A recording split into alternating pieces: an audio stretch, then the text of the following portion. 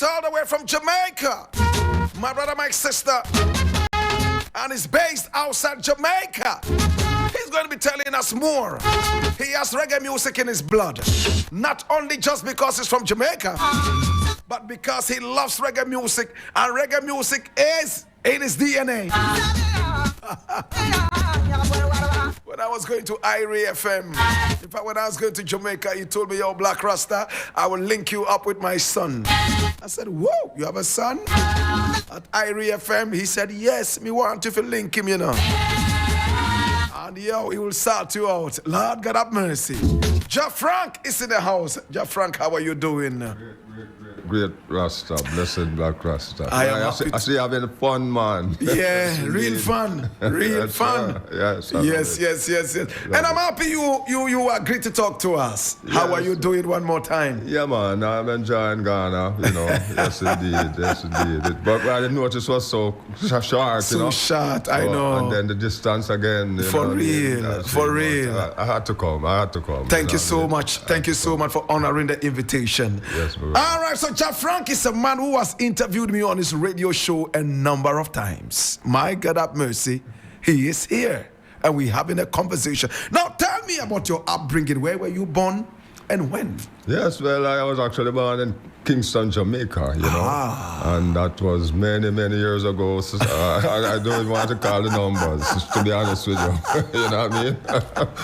You see, but I spent most of my time in Jamaica, and, you know, after I retired from working in Jamaica, I went to the United States. I living in Georgia. You know? So that's where I am right now. Who were your parents? What kind of parents were they? Well, I had a wonderful dad, you know, who made sure we had everything that we possibly could, although we weren't the richest person in the world.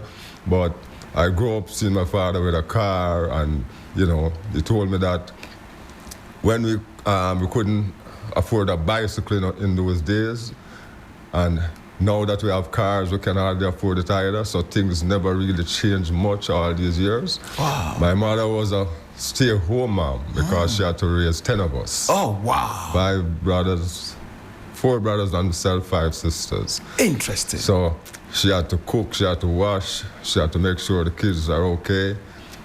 My father had to work his butt off, you know. And he brought us up. We all went to good school, we went to college, we all came out with good education. All 10 of you?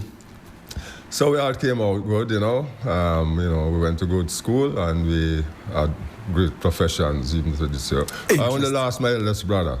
And he gave away his life. Oh, what happened? He committed suicide? No, well, technically, yes, but, you know, he lived the high life. Oh. He was a guy who would drink a lot of liquor and eat a lot of pork because he has the money, you know, he used to have race horses and, you know, that big life, you know. Yeah. And I warn him every day as a younger brother, you know, that life is not good for you, you know. He said, what? You don't know what you're missing, man. Wow. So he take me along with him and 5 pound pork, and liquor and when he dropped me off now, I said, what are you going to do, Frank, now? What are you going to have for dinner? I said, well, I have some callaloo and rice, you know. He said, well, man, can I callaloo and rice for dinner?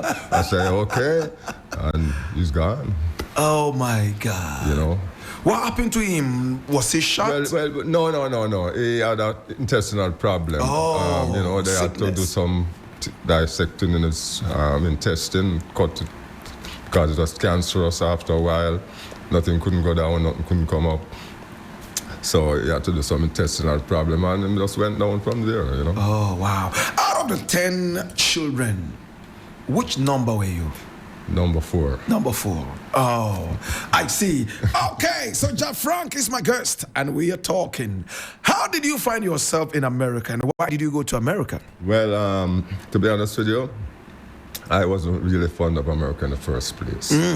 But my parents all went to Canada, and the kids and the rest of the brothers and sisters went to live in Canada. They encouraged me to come to Canada, but I wasn't foreign-minded, so I stayed back in Jamaica.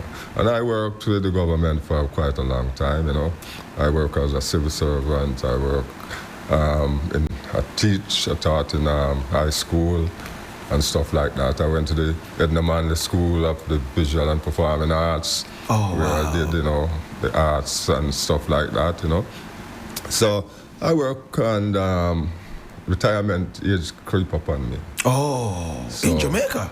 Yeah. Oh, wow. So my daughter, my sons, and all that, although my kids, most of my kids were in America because I took them to America, daughter and sons and so on.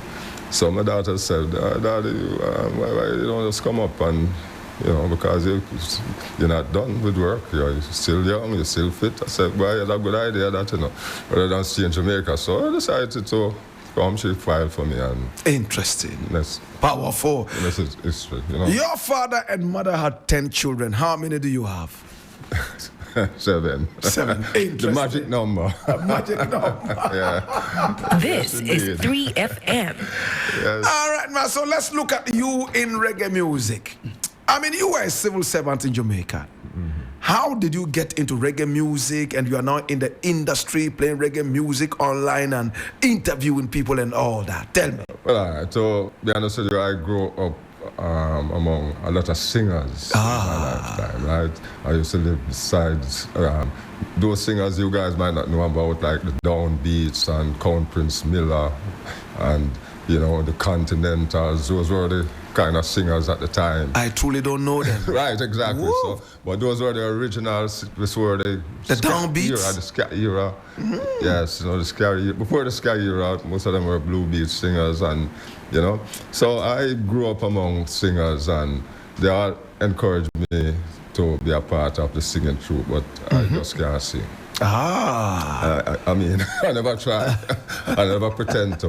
They take me to the studio with them and say, well, come man, we could go in the studio. And I say, well, me father, you know, but you know the singing thing.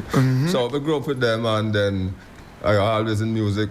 We used to have a thing we call gramophones in our house. Yeah, gramophones, you know, right. We used to, my parents used to buy a lot of records. We used to have our little parties on the veranda and stuff like that.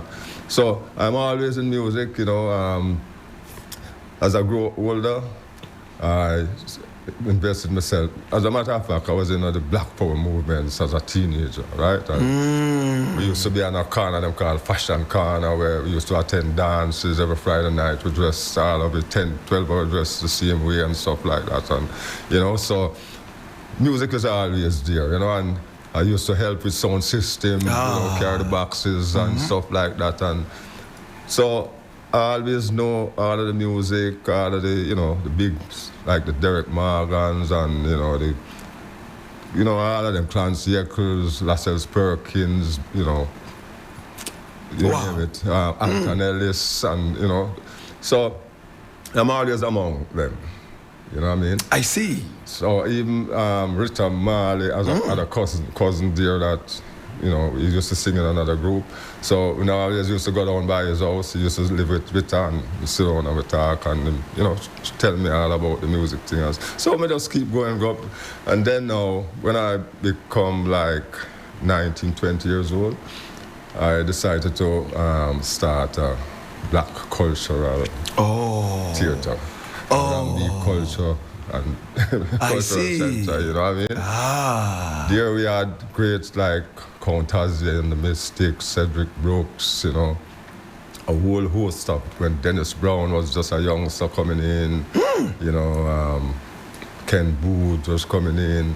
So, you know, I just keep evolving in the music thing, you know. So, although I didn't work in music, my job is always like teaching and stuff like that and so on. So, but then in my later years now, we just decided to say, you know what, I need to do something that I love, man. So when I came to America now, you know, I started playing with some vinyl guys and stuff like that. My son said, oh no man, you don't want that, man. You want something for yourself, man. You know what I mean? So I was son with that computer tech. Okay. Frankie, right. Name after me. So he said, Daddy, you know what happened? I'm going to hook up a thing for you, you know.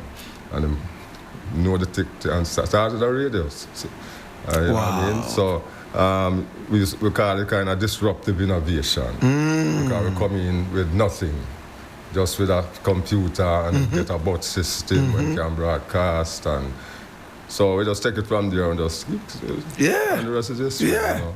and it's doing so well, man. I mean, I listen to your radio show online every now and then, and you play some real quality music, and sometimes you have interviews and all that. Do you get paid for what you do? No, no, I do it for the love. Nobody has ever paid you any money for, doing some promotion for them?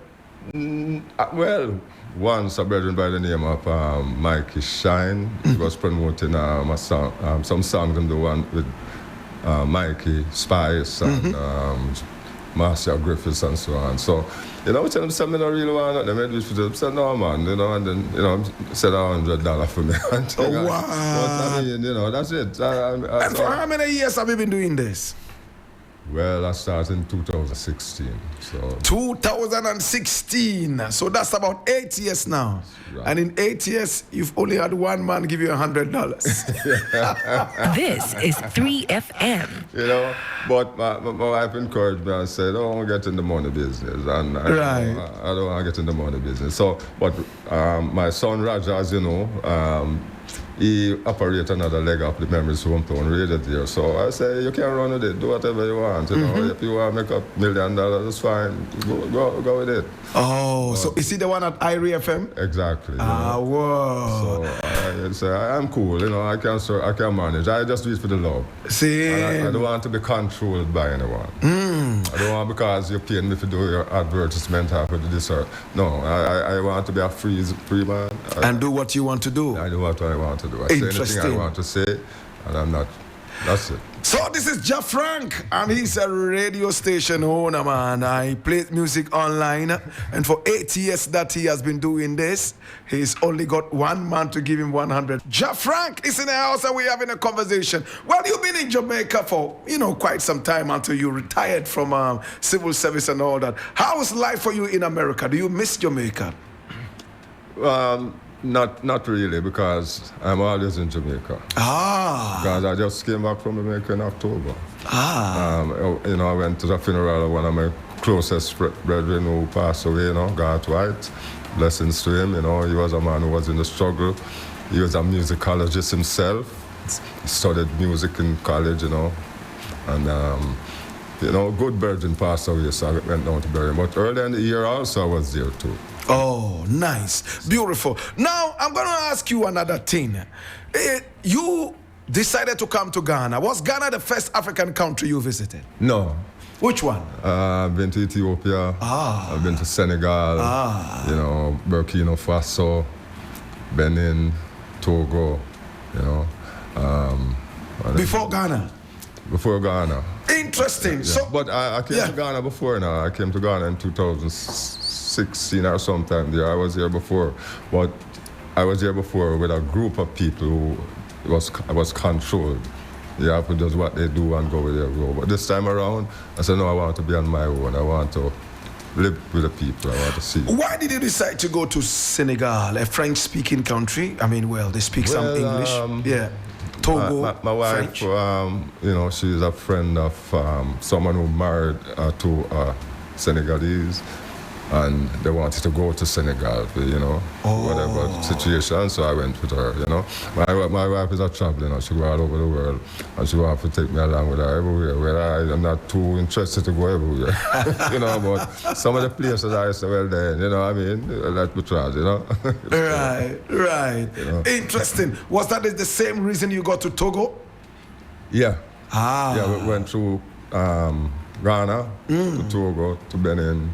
We never got to Nigeria or stopped by there, and then we came back, we got to Burkina Faso, and that was it. And then we came back, and we did Senegal, I say, but we got to other countries as well. Right. South America, Mexico, Colombia, Looks like you're having fun. Well, looks like you're not ready to retire anytime soon. Yes, that's why I don't want to work with nobody. I don't want nobody to pay me to do anything, I don't want nobody to pay me to do anything. Now tell me, how do you take care of yourself? Do you still get money from the Jamaican government in retirement, or you work part-time? Yeah, man. Technically, I'm a retired civil servant. I retired from teaching. I was working with the Vocational Training Institute as a supervisor for the printing department, you know, because my career is arts. I'm in the arts, you know, visual and so on and so forth. So I'm actually getting a pension, you know. I came at least 2 pensions in Jamaica different. And I worked in America for 10 years, so I'm also getting, you know, some form of social security, you know, from the government here as well. So, you know, and then my wife, she good, you know. This is 3FM. She's a consultant. She's also retired too, so she was, you know. So we're good. We have one house. You're good. You have one house? Yeah, in America? One place. We have, in Jamaica? I have 2 homes in Jamaica, you know. Wow. Some of the kids live, you know, 2 different homes. My wife, we have our own home here too. Actually in Georgia, you know. So we're good, you know. We paid off our house, we don't own anything. We have our own vehicle, we don't owe anybody for our vehicle. So, you know, we just provide our own food and make sure that we are healthy. A lot of Jamaican men love to have as many women as they can and make a lot of children. Did you go through that too? No, I'm not actually in that, but although I have, you know, not all my kids are the same mother. You know, so, you know, it's about 2 different mothers. So, you know, okay. So, you know, not anything great. like the big guns. This is 3FM. The big guns run at 12 and 14 and 15. This is 3FM. And all of my kids are grown now, you know. Yes. Yeah, the youngest one is maybe about 35 years old. You know? Oh, wow. Yeah, that's the youngest one? Yeah. 35? Yeah, 35. Wow. So, you know. This is 3FM. Congratulations, Jah Frank. Okay, so I'm going to go into African reggae. I mean, you play a lot of reggae on your show, and you have listened to a lot of African music, as in African reggae, or reggae music made in Africa by Africans, you know, continental Africans. Do you have a favorite African reggae artist? Yes, Blakk Rasta. Oh, wow, really? Whoa. This is 3FM. Am I not happy to hear this? All right, so I'm going to ask you again, which Blakk Rasta song is your favorite? Well, you know, all of them. Trust me. All of them. Whoa. All of them. Believe me. Thank you so much. I can't identify the specific one. Oh. I just, when I play your music, I just pick a song. And play. Oh my God, have mercy. You know. And you have listened to some other African acts, right? Yeah. Which other ones are your favorites? Well, to be honest with you, you know, as you say, you have Stone Boy. Stone Boy, yes. Yeah, you have. You listen to Alpha Blondy yet? I don't remember some of the names, you know, but. You listen to Alpha Blondy yet? Which one? Alpha Blondy. Yeah, Alpha Blondy. Alpha Blondy is a Ghanaian too. No, he's an Ivorian, just next door. Yeah. Yes. So there's a lot of Nigerian like Davido and Wizkid. Oh, those are Afrobeat artists. There's a brethren by the name of Raskimono. Raskimono, of course. Right. He was one of my godfather, Raskimono. Right. Oh my God, have mercy. A blessed memory. But there's so many artists, to be honest with you, I just can't keep them in my mind. But I play a lot of Ghanaian artists too, you know. Oh, wow. Yeah, and you just got in contact with Osajifo, right? Say that again? You just got in contact with Osajifo.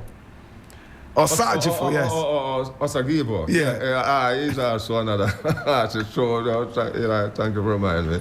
Yeah, man, I play a lot of his music too, and I met with him, you know, I was down in Akoma village. Yes. That's where he's from and thing, you know. Spend a little time with him and, you know, reason up and things. So, but my intention now is that when I go forward now, which will be next strong, I'm going to do a show on Sunday.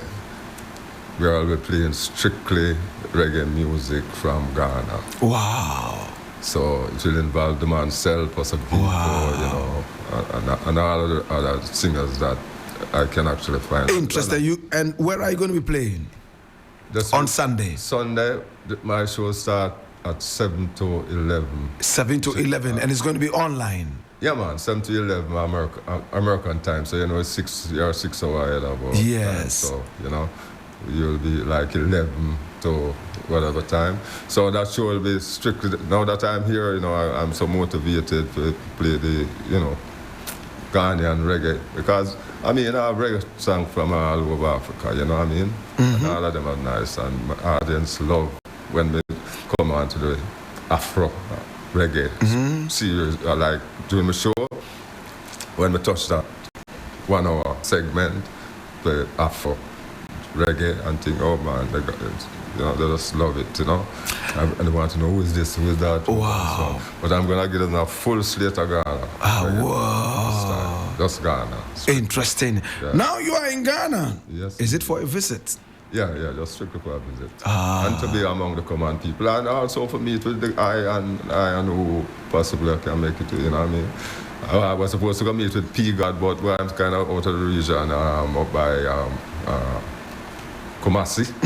Yeah, but yeah. I don't know if I will be able to show really. Yeah, that's about 4 hours from here by bus. Right.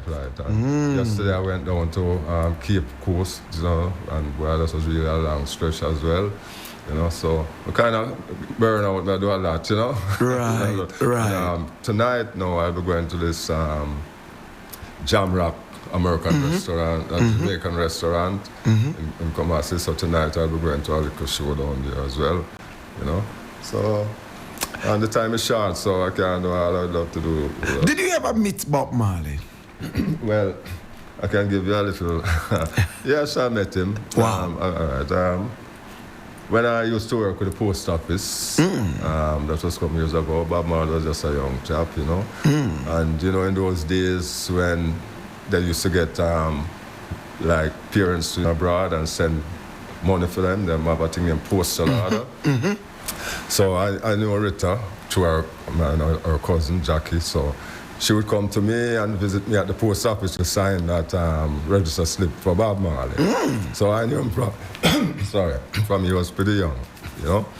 But then, you know, get big and out of my region. But when I was at Harambee, with the cultural center, theater and cultural center, he came out, you know, he used to live we used to live nearby, in fact. Because I used to live 7 miles and he used to live 9 miles. Just further out. Oh, I see. So, you know, Rita and Judy also used to live in Bulby as well, you know, and so on. So they would come out by Harambee sometimes, and, you know, sometimes Rita would do a little performance and thing, and Bob would hang off and so on. Yeah, so, you know, but not in a great way. Okay. Know? Not in a great way. I know Rita rather than Bob. Than Bob. Whoa. Having a conversation with Jah Frank. Oh my God, have mercy. He's Jamaican. He's based in America. And he has a reggae show that he has online. My brother, my sister, he's played a lot of music from Africa, promoting a lot of African artists. And he's a man I truly love. It looks like this is all time is going to permit us. But let me ask you, one more question. You seem to be coming to Ghana. This is about the second time you are in Ghana. Yeah. What about Ghana interests you? Well, our ancestors actually connect to Ghana. When I think about Nani and Kojo, and all of those freedom fighters and so on were from Ghana. And when we see the association, like we have this Anansi story, and we see the sense of fowl, and we see the Aki trees, and we see this, and so we said something, So when we started to investigate, now we realized that the Ghanaian people were actually the original Jamaicans who were brought. Right, that's correct. So I make that connection right there. So we said, I need to know more about this place. I remember where I went to the river where I said they used to wash up the Africans them and like the river of blood and all them sort of thing, and we got them in a car to go see what them. So that Jamaican connection is there, the Anansi story thing, and the name, because my son named Kwame to it. My son named Kwame, Wow. And I didn't know that the name by the days. Yeah, Until right. I come to Ghana. Okay. But guess here now. When I came here now, they had a naming ceremony, and I went to that. And guess what them named me? Kwame. This is 3FM. On a Saturday. But I never named my son because of that. But just because of the Ghanaian connection. Right. And it seemed like that I choose, you know. I have another son on the name him Amani Barakatafara. I mean, just create these names and, you know, but the Kwame is a Ghanaian thing, but I never know it. Man, the day or the week or whatever. So I name him Kwame, and now I come and them name me Kwame. Interesting. I normally ask my guests a stupid question before we end the show. And I'm going to ask a stupid question you might decide not to answer. No, don't feel no way. When you pass on finally, where would you want to be buried? In America? No, I don't want. I want to be thrown to the flames. Oh, you want to be burnt? Yeah. Cremated? Yeah. Oh, really? Yeah. You don't want to have a grave? No. Why? When you're put in the grave, man, you're almost forgotten. You know what I mean? But I want to use my ashes from my body and put it in a frame, a photograph of me, and whoever chooses to keep that photograph, whether my daughter, my wife, whoever, so, and then can pass it down to their children. So I'll be still here. Oh, really? Yeah. I won't be gone you know, and then, you know, when they put you in the ground about it, everybody forgets it here, but when they look at my picture with that ashes around it. Nobody has ever returned from the dead to tell us whether they feel pain when they die or not. You don't mind if you finally pass on and then they are putting you into these flames and you truly feel some pain? No, I don't believe in that. So, however that go, I see people pass off 60, 70 million years ago, and I don't know how they're feeling now. I don't know if they were good or bad. I don't know what kind of pain they're going through. So I don't worry about that. What's your fate like? Are you going to be resurrected? Are you going to some heaven? Or when you die, that is the end? That is the end for this Okay. body. This body. But I think my Irish will be reincarnated into some other soul, you know what I mean? Oh, to link into some other soul. Yeah. Do you believe in heaven and hell? No, heaven is right here now that I'm experiencing, you know. But people experience also hell right here as well. You know what I mean? But I don't want to die to go to heaven. I want to live to be in heaven. Wow. So what's your faith like? Is it Rasta? Is it Jehovah's Witnesses? No, man, straight up Rastafari. Rastafari. Yeah, man, straight up. Did you ever used to have locks? Still have? Yeah, well, when I was young, I had locks. Yeah, and then I had to cut my locks because of situations, you know, because we used to get a fight. And then I have kids growing up, I couldn't really make the locks hold me back, so. But now I have it again, you know, I've been, you know, I'm a locks, you know, made look bad right or so, but now I'm a locks. Congratulations.